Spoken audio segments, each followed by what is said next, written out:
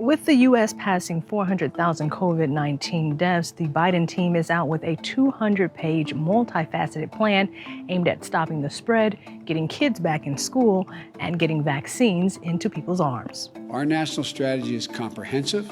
It's based on science, not politics.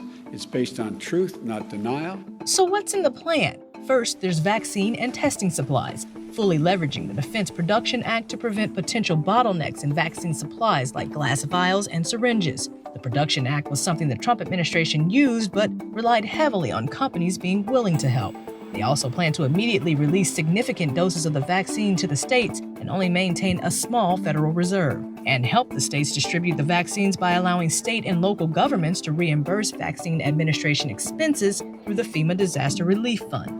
They'll use stadiums and arenas to host large, federally run vaccination clinics and encourage states to expand vaccine eligibility to people over the age of 65.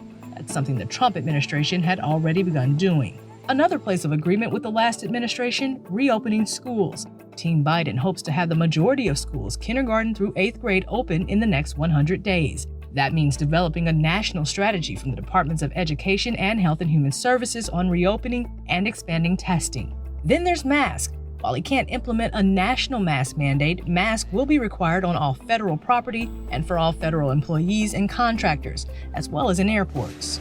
Another thing that will be different from the last administration? Good evening, everyone. Daily press briefings and regular updates from experts. The last public coronavirus task force briefing was 2 months ago. Now, the problem with President Biden's plan to vaccinate 100 million people in his first 100 days in office is that it relies on people's willingness to get the vaccine. That's something his team says they will address with a multilingual campaign aimed at public education.